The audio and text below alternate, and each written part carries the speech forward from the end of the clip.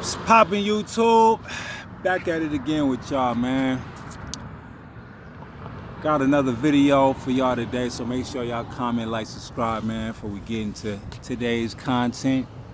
Y'all read the title, let's get into it.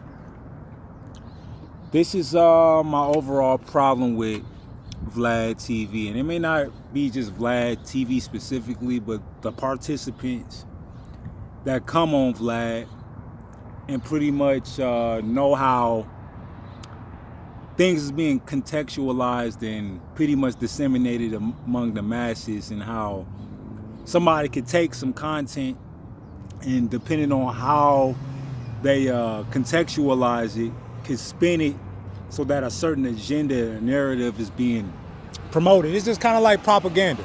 You know, they used to do this decades and decades ago, you know, with World War II, you know, to get people into the, you know, the U.S. Army and the draft. That would create propaganda so people would feel triggered, you know, to fight for their country because, you know, they'll be propelled by the narrative, by what was being put out there on the news or whatever. But to get back on the topic, it's not just Vlad.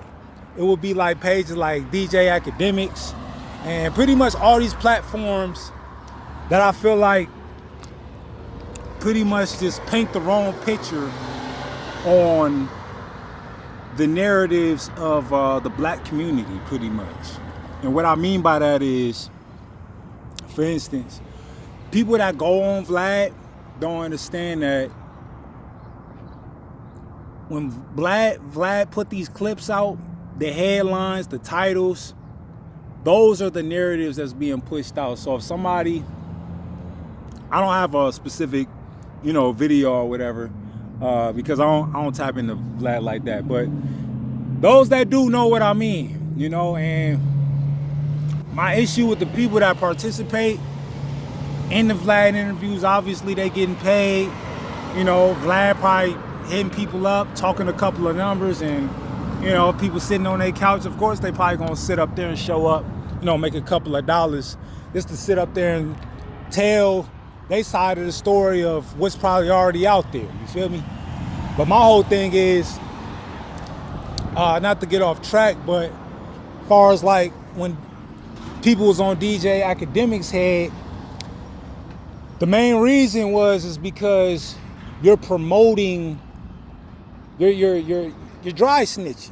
You feel me? Like there aren't no, you know, news silos giving the bad narrative or the bad agenda of white people, and you know, interviewing white people, and you know, there's no narrative, there's no perspective of that because it doesn't line up with the status quo.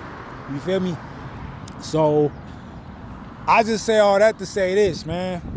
People need to stop selling out, telling their story. If they gonna tell their story, they need to tell it to somebody that's gonna tell their story, because everybody got a story to tell, but not everybody's a storyteller.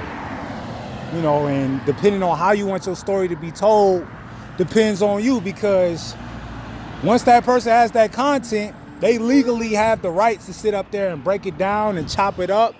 And you know how sound bites and, you know, snippets and just taking things out of context because you want to take a certain part of the sentence so it portrays a certain narrative instead of telling the story in its entirety.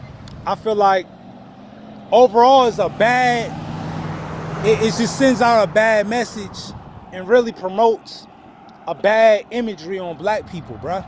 So another big reason why I'm starting my channel, why I'm dropping videos, is so that when things transpire and things go on, it can come from a realistic perspective and not just something that's gonna get clicks or things that's gonna, you know, just hot topics or whatever. You know, we here for the truth. You know, you come to this channel to hear the truth, and the truth in its entirety. If I don't know the whole story, I don't talk about it. Feel me? So with that being said, more videos on the way, 2022 in the summer. Feel me? Got more videos to drop, man. Make sure y'all comment, like, subscribe. That's all I got for y'all, man. I'm up out of here.